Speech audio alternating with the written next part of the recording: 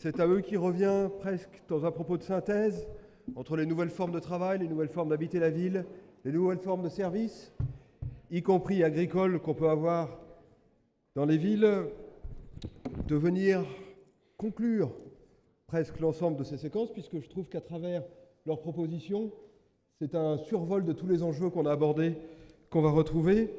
Nous accueillons Mathilde Goffard, vice-présidente Opération France de FedEx. Merci beaucoup, Madame Goffard, d'être parmi nous ce soir. Monsieur Michel Léger, exécutif vice-président d'innovation du groupe Ingenico. Alors, le groupe Ingenico, je le dis quand même parce que souvent les gens me disent qu'est-ce que c'est Ingenico, et je leur dis c'est le truc que vous utilisez 5 ou 6 fois par jour minimum. C'est toutes les solutions de terminaux de paiement. Bonjour, ça va? Et Morgane Skoarnek, chère Morgane, qui est la directrice de la programmation commerciale et culturelle d'Europa City. Michel, je vous laisse pour animer ce débat avec nos trois invités. Merci Alexandre. Merci. Donc nous atteignons notre dernière table ronde. Il s'est dit des choses assez passionnantes et vous allez voir que ce n'est pas terminé. La table ronde numéro 4 s'intéresse aux métropoles face aux évolutions des modes de vie et de consommation. Ça reprend et ça poursuit ce qui vient de se dire précédemment. Mathilde Goffard, vous êtes vice-présidente des opérations France FedEx TNT, et je rappelle que FedEx est un opérateur mondial qui pense l'innovation à l'échelle globale dans les domaines de la logistique urbaine. Aujourd'hui, qu'est-ce qu'on observe sur votre marché et qui, de fait, change vos approches de la logistique urbaine? En gros, quelles sont les réponses de FedEx aux évolutions dont on vient de parler?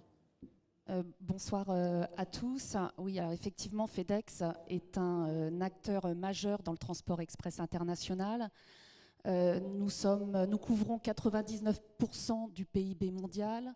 Nous sommes présents dans 220 pays. Nous transportons tous les jours 15 millions de paquets. Et nous comptons 450 000 collaborateurs dans le monde, 49 000 en Europe et plus précisément en France, 9 000 collaborateurs, 2 500 sur notre hub de Roissy-Charles de Gaulle et donc 6 500 répartis sur le reste du territoire. Dans notre activité, le transport express, nous avons un pic au mois de décembre. Cette année, nous avons, sur certaines journées, lors de ce pic, doublé notre volume de colis transportés. Cette croissance, on la doit principalement au commerce en ligne, au e-commerce, et plus précisément aux transactions entre les e-marchands et les consommateurs, le fameux B2C. Cette croissance, pour FedEx, c'est une opportunité évidemment formidable de croître son activité, mais on rencontre également à travers ce business B2C des challenges que je vais essayer de regrouper en trois groupes. Le premier groupe sont les challenges sur la ville. Le B2C, le consommateur, quand il commande un colis, il commande un seul colis. Il veut généralement être livré chez lui. Donc à la livraison, on a une densité très faible. Un point, on doit aller dans un point de livraison qui est compliqué, un immeuble. Si on est à Paris, ça va être une porte codée, éventuellement un étage. Des problématiques de stationnement comparées à notre flux plus traditionnel qui est le B2B. Et puis également des nouveaux besoins qui naissent de ce B2C, qui sont notamment la gestion des retours. Le consommateur veut pouvoir rendre son colis et implique des nécessités de reverse logistique.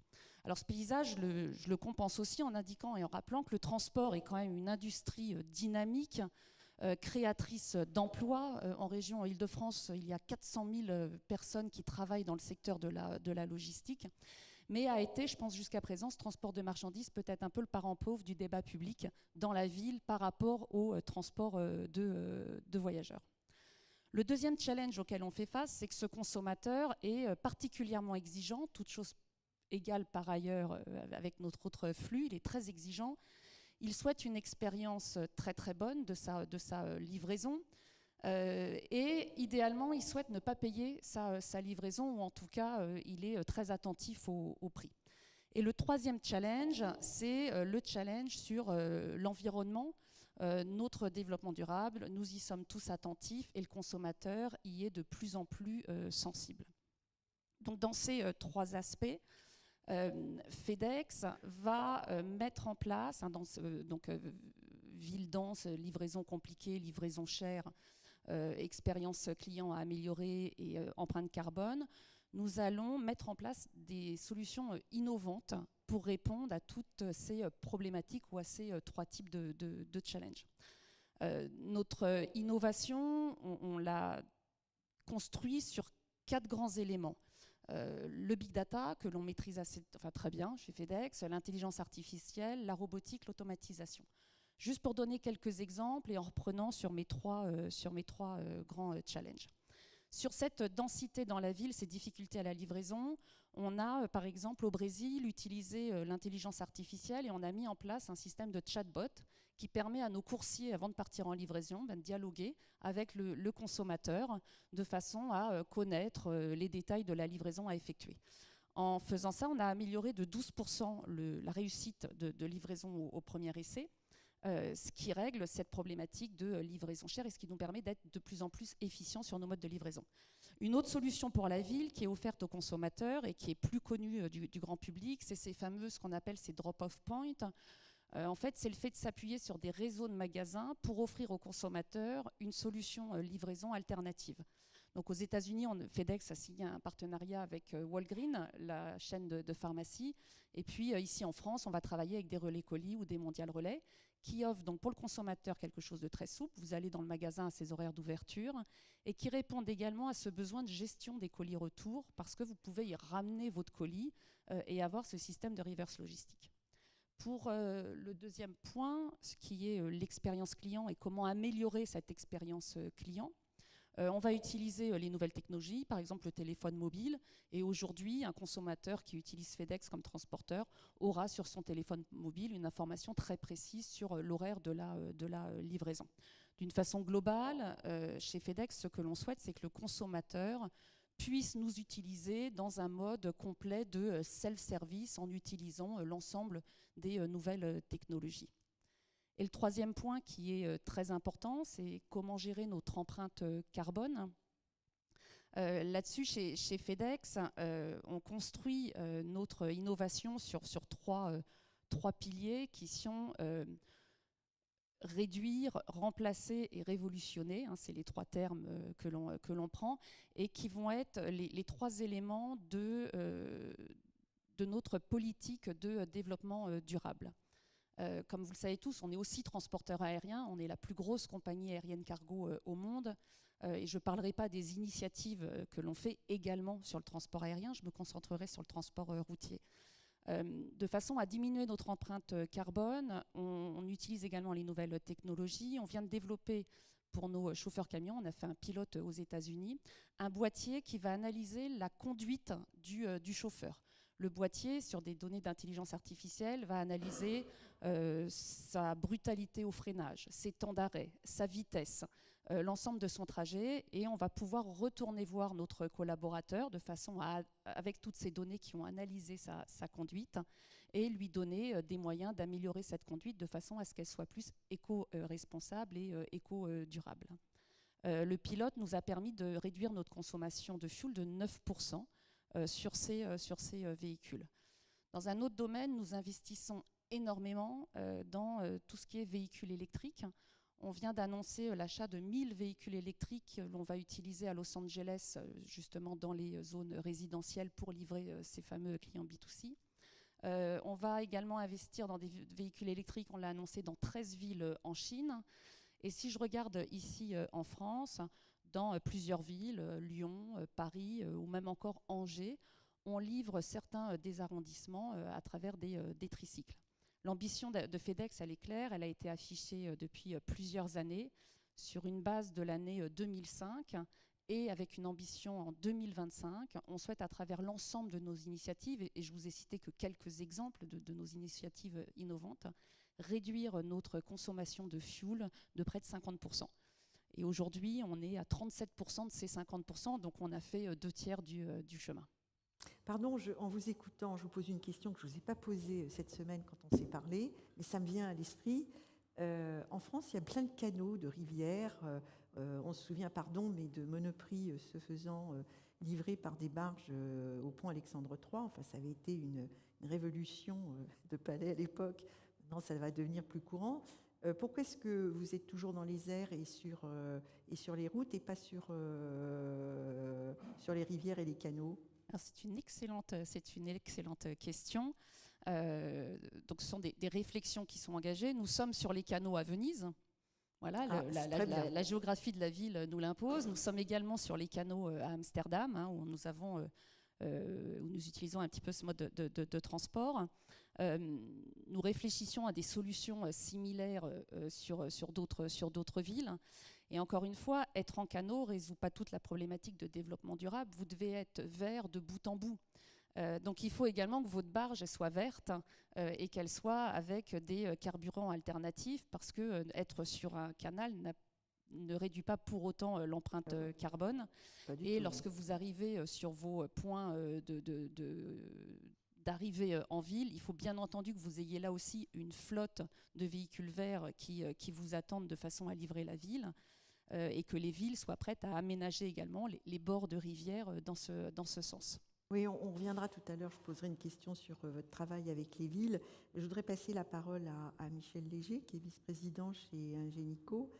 Vous vous occupez des nouveaux moyens de paiement, et on a tous ici vécu, on est en train de vivre des changements de paiement avec la carte voilà, qui caresse on n'a plus besoin de mettre son code. Ces nouveaux modes de vie qui arrivent et de consommation, quelle influence ont-ils sur votre métier d'ingénieur monétique? Je ne sais pas comment le dire autrement. Oui, je pense qu'on n'est plus des ingénieurs monétiques, je pense qu'on n'est plus des ingénieurs du tout d'ailleurs. Je pense qu'on est tous des gens qui s'intéressons aux évolutions des usages et qui essayons de fournir les meilleures expériences possibles et imaginables. On utilise de la technologie. On a la chance d'être effectivement une des entreprises technologiques françaises leader de son métier, mais la technologie n'est plus qu'un moyen, in fine, de fournir les expériences que les consommateurs attendent.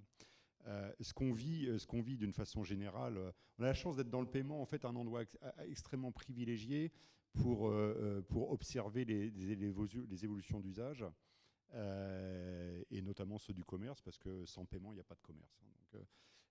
Donc on est vraiment sur ce petit bout de la chaîne, j'irais in fine à un endroit assez privilégié. Ce qu'on vit, c'est in fine une fragmentation des moyens qui est extrêmement importante, contrairement à ce qu'on pourrait penser. On a tendance à penser qu'avec la digitalisation, tout se standardise un peu, et bien pas du tout. En fait, ça se fragmente de plus en plus, ça se verticalise de plus en plus. Je pense que j'y reviendrai probablement tout à l'heure là-dessus, mais et notamment au sens des canaux qui vous permettent d'adresser les consommateurs. Au même titre que dans le transport, on parlait beaucoup de transport, on parle de multimodal. En paiement ou en commerce, on parle de multicanal. Donc là où vous vendiez avant dans un magasin, après on a dit faut vendre sur un site web, parce que maintenant les consommateurs ils sont sur le web. Puis une fois que vous étiez sur le web, donc nous le paiement en fait, pour que les gens comprennent, on est dans la partie acceptation du paiement. Donc en fait dans le paiement, il y a toujours les gens qui émettent les moyens de paiement, ceux que vous avez dans la main ou dans votre téléphone ou je ne sais quoi, ou les bouts de papier qu'on vous donne pour faire des chèques. Puis de l'autre côté, il y a le côté marchand qui vous permet d'accepter les moyens de paiement qu'on a donnés aux consommateurs. Donc nous, on est complètement sur toute la chaîne de l'acceptation des paiements. Donc en fait, partout où on veut vendre, il faut qu'on puisse accepter. Donc le magasin, on a mis des petits terminaux bancaires sécurisés que vous croisez probablement régulièrement tous les jours, qui vous permettent de mettre la carte et d'accepter les paiements. Donc après, on nous a dit qu'il faut accepter du paiement sur le web. Donc il a fallu trouver un moyen de rentrer vos numéros de carte sur une page web. Sachant que pour nous, en plus, la règle derrière tout ça dans le paiement, c'est un écosystème de confiance. Sécurisation. S'il n'y a pas de confiance, il n'y a pas de paiement. C'est-à-dire que si on vous donne un moyen de paiement et que vous vous dites à chaque fois que je vais l'utiliser, je vais me faire frauder, vous n'allez pas l'utiliser. Et pareil côté marchand. S'il a un moyen de paiement, il sait qu'il va pas être, une fois sur deux, il ne va pas être payé, il ne va pas l'accepter non plus. Donc il a fallu qu'on trouve les moyens d'amener le paiement dans un monde ouvert Internet, de pages web, pour pouvoir sécuriser ces transactions entre les consommateurs et les marchands. Et puis, une fois qu'on a fait ça, on nous a dit, ouais, mais non, maintenant, les gens, ils ont des téléphones, donc c'est plus sur une page web qu'il faut faire tout ça, c'est dans une application sur un téléphone. Donc voilà, il a fallu trouver un moyen d'aller accepter du paiement sur un téléphone. Puis après, on a dit, ouais, mais les applications, c'est bien gentil, mais in fine, c'est compliqué. Les gens, il y a eu 3-4 applications seulement. Et, en fait, ils ne sont pas là. Et les seules applications qu'ils utilisent, c'est les messageries sociales. Donc voilà, maintenant, il va falloir pouvoir aller vendre au travers des messageries sociales et donc accepter les paiements sur la messagerie. Hein, donc après, on a dit, bah, tiens, il y a des chatbots. Ouais, mais si on utilise des chatbots dans la relation entre un fournisseur et un consommateur, bah, il serait quand même peut-être bien qu'on puisse accepter le paiement. Peut-être que quand je délivre mon colis FedEx, le client va peut-être vouloir, au travers de ce chatbot, fournir son moyen de paiement. Nous, il faut qu'on s'adapte à tout ça et qu'on le fasse de façon la plus intégrée possible, la plus transparente possible, parce que si on parle d'innovation, à un moment, c'est un peu mon métier. Nous, dans le paiement, c'est simple, il faut qu'on disparaisse visuellement. On a encore envie d'être là pour faire nos métiers, mais il faut qu'on disparaisse visuellement. Le paiement, c'est pas quelque chose d'agréable. C'est un moment de friction, c'est pas très agréable. Donc vous voyez, par exemple, quand vous prenez Uber aujourd'hui, bah, vous le voyez plus, le paiement. Vous recevez, dans le meilleur des cas, une petite notification sur votre smartphone pour dire vous avez bien payé, au fait. Et vous avez bien payé 20 € ou 25 €. Donc nous, c'est amener la confiance, de garder la confiance, pas l'amener, ça fait 30 ans qu'on l'amène, mais de garder la confiance entre les consommateurs et les marchands sur une multitude de canaux, parce que dans un monde digital, tout ça est en train de se fragmenter et je ne sais pas quelle est la suite du chatbot. Et bah si, je le sais un peu parce que je travaille dessus. C'est les assistants vocaux. Voilà. Donc voilà, aujourd'hui, on se dit, on vous met des Google Home, des Alexa chez vous. Ah bah oui, mais il va falloir pouvoir acheter quand même avec tout ça. Et on ne va pas le faire en mettant une carte ou même sur un téléphone. On achète avec la voix, il va falloir payer avec la voix. Et tout ça de façon la plus transparente possible. Donc ça change complètement le métier. On est parti effectivement d'un métier d'ingénieur où on a fait de l'électronique, on a mis des cartes dans des cartes électroniques, on a mis des moyens de sécuriser. On voit bien que dans un monde digital, là on est en train de complètement se révolutionner, de suivre le consommateur partout où il veut faire des achats, de suivre les marchands partout où ils veulent faire du commerce, c'est en général les mêmes endroits. Ça tombe bien, et d'amener tous ces systèmes qui permettent d'amener la confiance et d'amener les paiements d'une façon la plus transparente possible.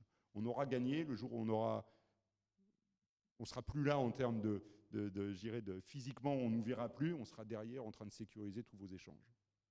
Et vous me disiez qu'en fin de compte, ça a aussi des répercussions sur l'urbanisme, parce qu'on cherchait à parler d'aménagement, et vous me disiez qu'au fond, demain, le commerce, les magasins, et ça doit faire écho à votre projet d'Europa City, ne seront plus des magasins comme autrefois, sont des expériences de chalandise totalement innovantes, où là, on sera peut-être dans la mise en scène d'un produit, on n'aura pas tous les produits, et puisque si on veut tous les produits, on va sur Internet et on voit tous les produits. Je veux dire, c'est pas...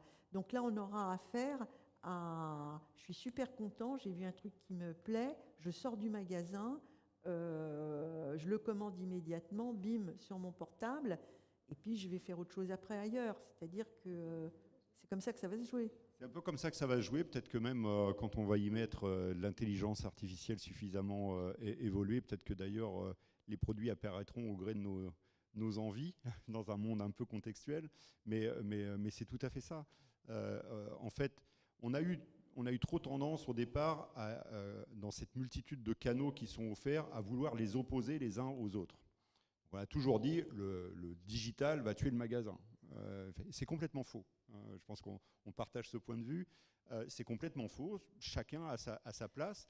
Et par contre, ce que cherche un consommateur, c'est pouvoir naviguer sur ces canaux de façon la plus fluide possible, sans couture.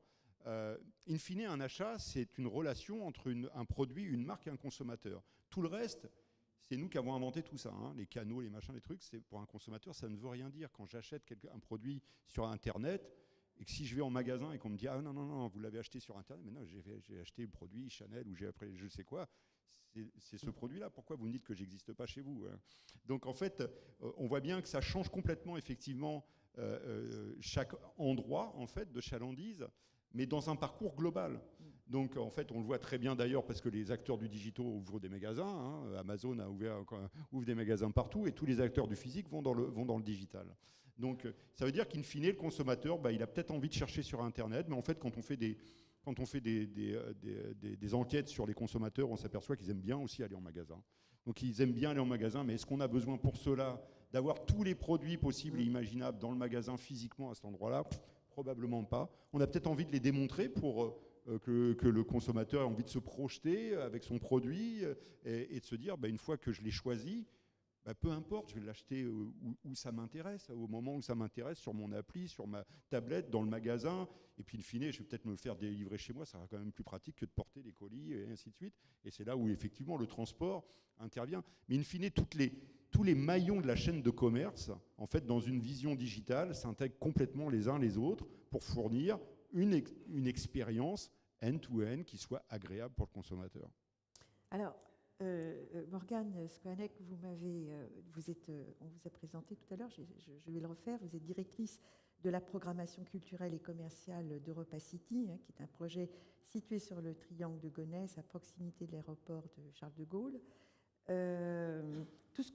Alors, pour être tout à fait transparent, quand on s'est quitté cette semaine, vous m'avez dit, est-ce que je peux entrer en contact avec les deux parce que vous n'aurez pas le temps de nous présenter, vous allez être occupé avec la table ronde d'avant. Je voudrais les rencontrer parce que je vais sûrement un jour bosser avec eux. Ou ça pourrait se faire parce que Europa City, en fin de compte, est un lieu qui aura besoin de ces deux compétences. Alors, je ne sais pas si vous l'avez fait, mais vous allez le faire. On n'a pas eu le temps de discuter, malheureusement, ensemble. Très bien. Mais alors, expliquez-nous pourquoi Europa City, dans son projet, est une réponse, une des réponses, c'est pas la réponse, c'est une des réponses à ces nouveaux modes de vie, à ces nouveaux modes d'attraction culturels et commerciaux. Effectivement, bonjour à tous. Et j'écoutais ce que vous disiez tous les deux, et oui, je me disais à un moment, il faudra, de la même manière que monsieur Thierry Lajoie tout à l'heure parlait de co-construction, ce genre, on est tous un petit peu acteurs et spectateurs de l'évolution des modes de vie et de consommation. Et dans ce cadre-là, pour pouvoir justement anticiper les évolutions de demain, s'y préparer, et notamment dans le cadre d'un projet à long terme comme celui d'Europa City, qui ouvrira ses portes en 2027, il faut justement avoir cette vision un peu prospective, et ça ne peut pas se faire tout seul en chambre. Donc je pense qu'un jour ou l'autre, on sera effectivement amené à se recroiser. Vous avez parlé tous les deux beaucoup d'expérience. Nous, c'est aussi digital. C'est effectivement une des composantes qu'on regarde évoluer de manière très impactante dans la vie quotidienne de tout un chacun. À la fois donc, ce digital qui rapproche et qui éloigne en même temps, le fait que les frontières entre les différentes activités deviennent très poreuses les unes avec les autres. On retrouve de l'art, de la musique dans l'art, quand Beyoncé et Jay-Z, par exemple, font leur dernier clip au Louvre, et puis d'un coup, ça ouvre des perspectives, et le Louvre commence à créer des tours spéciaux pour voir les œuvres qui ont été filmées dans le clip des emblèmes du hip-hop. C'est le sport qui se mélange aussi à l'art. C'est l'entertainment, donc le loisir, le divertissement avec le sport, avec toutes les League of Legends et les grandes sessions de e-sport qui se mélangent. C'est l'entertainment avec le retail, où effectivement, si vous allez sur la 5e avenue à New York, voir le dernier flagship ouvert par Nike, ou à Shanghai, voir le Roastery Reserve de Starbucks, vous entrez dans un univers complètement hallucinant, où l'ADN de la marque s'exprime à plein, où vous pouvez interagir avec l'application d'Alibaba, Taobao, si vous êtes à Shanghai, pour avoir des informations sur comment se fait le café, et vous pouvez commander directement via votre app, essayer vos dernières paires de chaussures et les personnaliser intégralement depuis la semelle jusqu'au petit bout de lacet pour $150 dans le laboratoire Nike. Donc c'est ça aujourd'hui, ces évolutions-là. Et donc dans ce monde aux frontières poreuses, où on veut tout de suite en même temps, de la même manière qu'on a les choses depuis notre smartphone, un petit peu par effet de balancier, il y a aussi un besoin fort de se reconnecter aux autres, de retrouver des moments de qualité entre amis, de famille, entre communautés. Et donc, quelque part, la question d'Europa City, c'est qu'est-ce qui demain permettra de faire société, qui permettra aux gens de sortir de chez eux et de vivre des émotions, des expériences ensemble.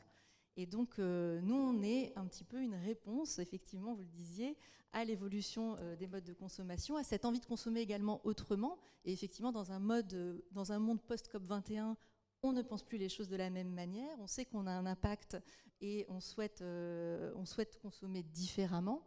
Donc, c'est des choses effectivement dont il faut tenir compte. Et voilà. Et donc, on se dirige vers un événement du live où finalement les nouvelles générations, les millennials X, Y et Z, aujourd'hui préfèrent l'usage à la possession. Sont capables de se déplacer, 71% des Américains sont déjà déplacés plus de 100 miles pour aller assister à un festival de musique. Donc voilà, dans ce monde immersif, on préfère l'événement, le live, le réel, partagé avec ses amis, et pour justement parfois aussi contrebalancer un peu cette pression digitale en permanence. Et le digital devient un outil, vous avez complètement raison, c'est un moyen pour une expérience qui doit être sans couture. Et finalement, quand on parle du commerce, parce qu'il y aura aussi du commerce à Europa-City, il s'agit... on n'est plus sur l'objet physique de la boutique, n'a plus pour vocation la transaction. Peu importe. Elle est juste une des étapes dans le parcours client en général, qui lui se doit d'être le plus fluide possible. Et donc c'est grâce à des outils et des moyens développés par mes voisins notamment, que cette expérience-là est rendue possible. Alors, je vous ai posé la question, j'espère pas trop maladroite, est-ce que tout ça est un comportement vertueux vis-à-vis de l'environnement? On m'a dit, mais Europa-City aura une démarche environnementale.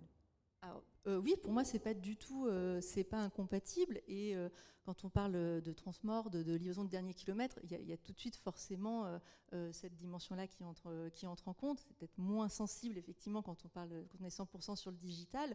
De son côté, aujourd'hui, on ne peut plus construire ni envisager même un projet sans penser exemplarité environnementale. Donc elle est présente à tous les niveaux, à la fois niveau de la construction avec les architectes avec lesquels on travaille, donc dans le choix des matériaux, elle sera présente sur les économies d'énergie qui seront réalisées, elle sera présente également dans sa continuité verte au sein du triangle de Gonesse. On a quand même 10 hectares de parc urbain, 7 hectares de pleine terre d'une ferme urbaine, la quasi-intégralité des toitures végétalisées et la plupart accessibles. Donc aujourd'hui, oui, ce n'est pas incompatible. Et voire même, je dirais même que l'urbanisation dense plutôt qu'étalée, finalement, par différentiel, est plutôt positif en termes d'impact qu'une construction déployée sur un territoire beaucoup plus large. Sur 80 hectares aujourd'hui, c'est la taille du projet. Donc c'est après la taille de la Défense à l'intérieur du boulevard circulaire. Pour vous donner une idée de la taille du quartier, vous aurez une mixité d'activités et on pourra avoir de la culture, une salle de spectacle, 5 hôtels. Donc effectivement, le fait de rapprocher ensemble les équipements finalement permet d'assurer qu'au même endroit, les gens se déplaceront en transport en commun, puisque le projet est connecté directement au Grand Paris Express via la ligne 17 et la gare du Triangle de Gonesse. Donc voilà, tout ça participe et on continue de travailler avec Grand Paris Aménagement, avec les communautés locales, soit agriculteurs, etc., pour essayer de construire quelque chose qui ait du sens. Alors, c'est la prospective, c'est 31 millions de visiteurs par an? On attend 31 millions de visiteurs, effectivement, pour l'ouverture, oui. Et est-ce que vous pouvez parler de la halle alimentaire, parce qu'on parlait d'expérience de chalandise et d'expérience mémorielle sur l'histoire des aliments, ça va être quoi cette halle alimentaire qui va aussi aller dans le sens du bien-être, du respect de la terre? Alors c'est un très bon exemple, effectivement. Si le commerce mute de manière assez importante et que la transaction n'est plus l'objet de la boutique physique, en revanche, quand on mange, on consomme sur place et on n'arrêtera pas de manger demain.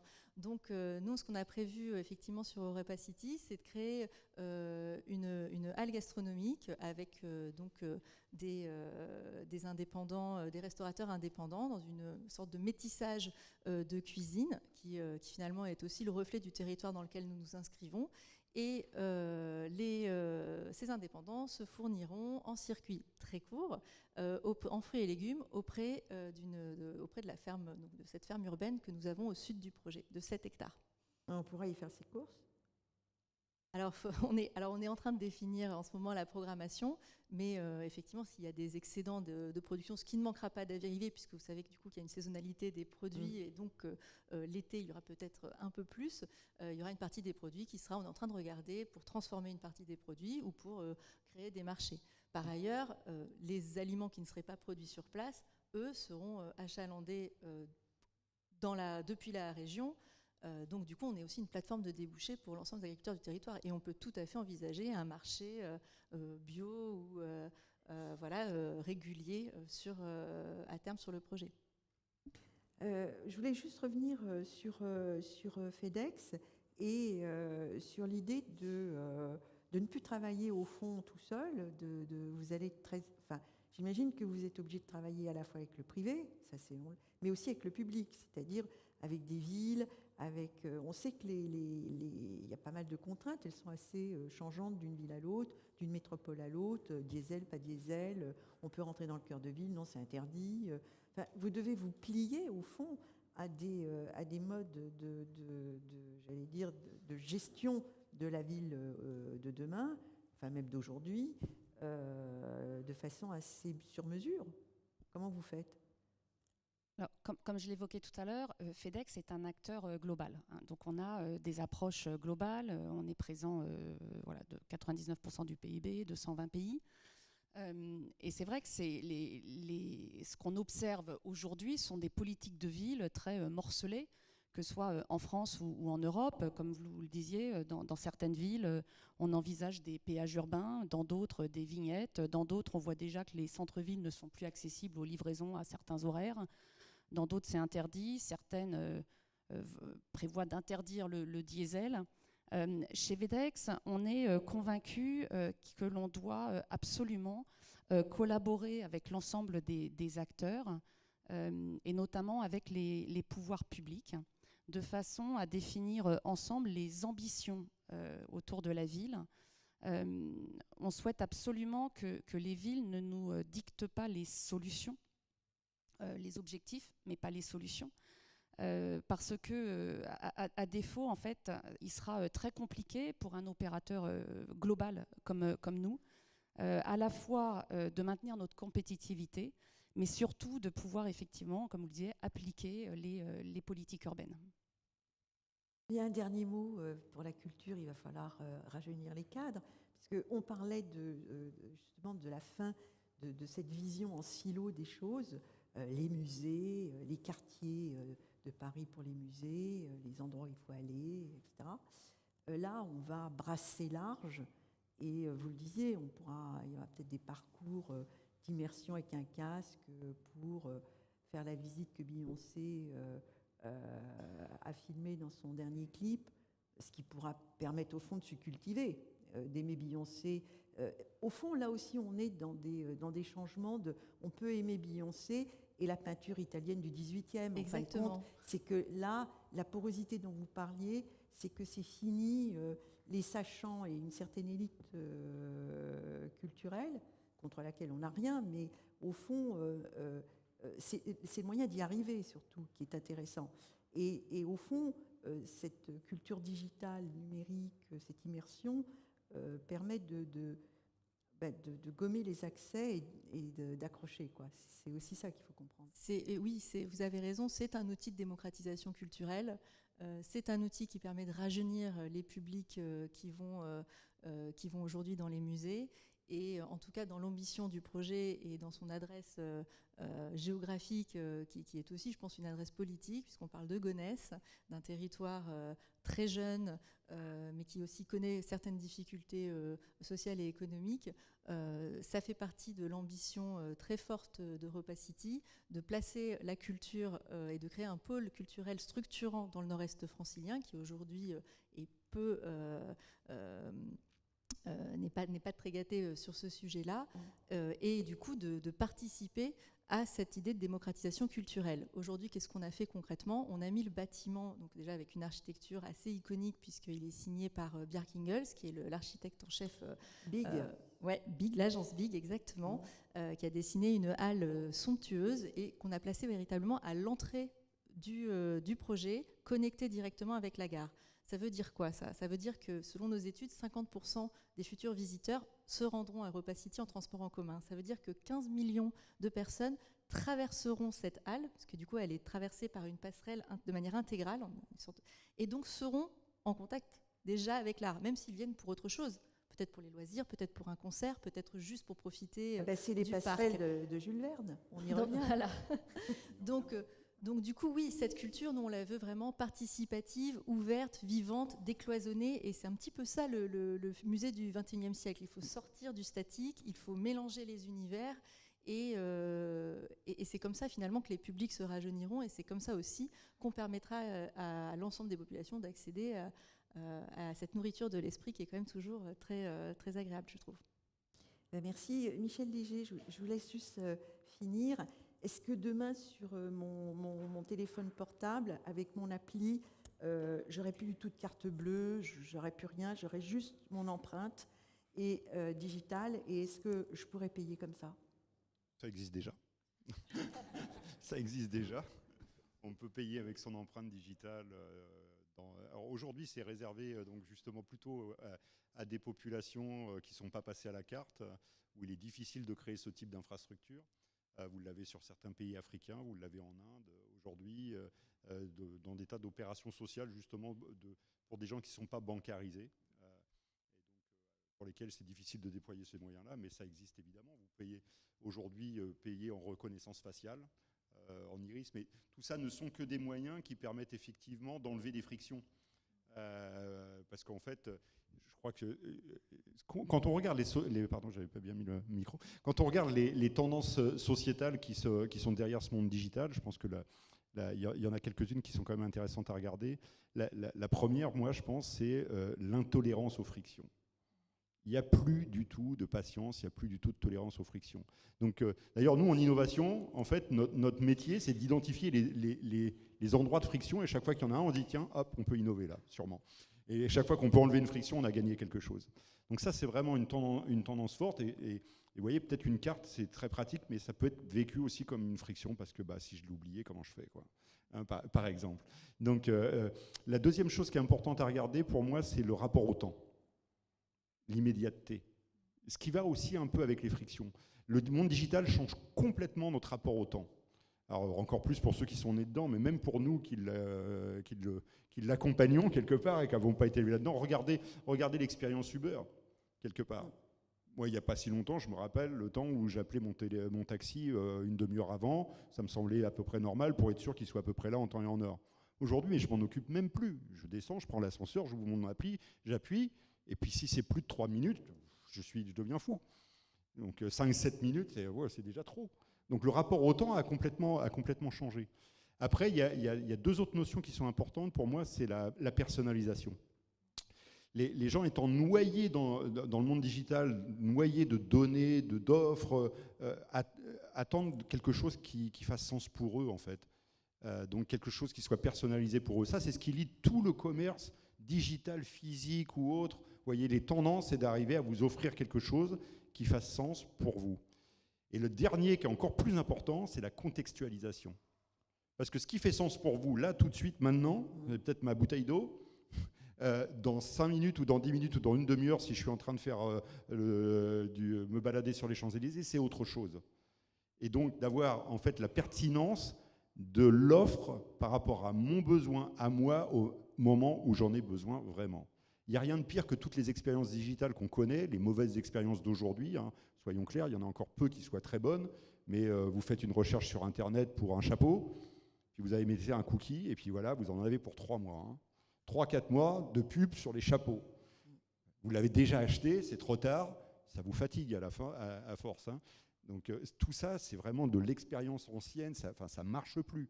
Donc toute la contextualisation, la personnalisation, le sens de l'immédiateté dans tous les produits, les services, les rewards et ainsi de suite, je pense, sont extrêmement importants. Vous avez affaire maintenant à une génération qui est née avec tout est disponible à un clic, de façon facile. Il n'y a pas à faire des choses compliquées, j'ouvre mon appli ou je ne sais quoi. Le monde de l'appli est en train de mourir, hein, d'ailleurs. Hein. Je pense que vous n'aurez plus d'appli. Hein. Il y aura quoi à la place? Vous aurez des applis instantanées. Ça existe déjà chez Google, hein, ça s'appelle l'Instant App. Donc on vous accroche par un message, par je ne sais quel canal, que ce soit un SMS, un email, ou vous pouvez imaginer n'importe quoi. Et tout d'un coup, quand vous appuyez dessus, l'appli, vous n'avez pas besoin de la charger, elle apparaît directement. Et elle disparaît. Et elle disparaît quand vous avez fini l'usage. Donc c'est complètement éphémère, c'est instantané, c'est maintenant tout de suite, pas avant, pas après. On n'attend pas que vous ayez pensé à charger l'application de je ne sais pas quoi et vous retrouvez comme moi, parce que j'essaye tout, parce que je suis d'innovation, donc je vais avoir 50 000 applications dans le smartphone, mais au bout d'un moment, vous y retrouvez plus. Donc tout ça arrivera complètement naturellement. Et vous pourrez donc, en tout cas pour ce qui nous concerne dans le commerce, pouvoir faire vos opérations de commerce où vous voulez, quand vous voulez, au rythme que vous voulez, sans friction du tout.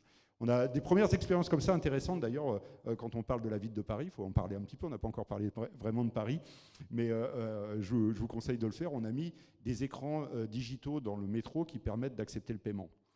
Mais pas le paiement, tiens, je cherche le terminal quelque part. Il est dans l'écran, invisible. Donc en fait, vous avez des écrans à la station Concorde. Sur les portes palières en fait, du métro, vous verrez, il y a une campagne de dons pour les Restos du Cœur. Donc vous voyez la campagne de dons, vous prenez votre carte sans contact ou votre appli Apple Pay, vous la mettez sur l'écran, vous avez payé, vous avez donné. Écoutez, là il est presque 6 heures, on pourrait peut-être aller à la Concorde et se donner rendez-vous. Ça a été très brillant, Merci à vous. infiniment. Merci.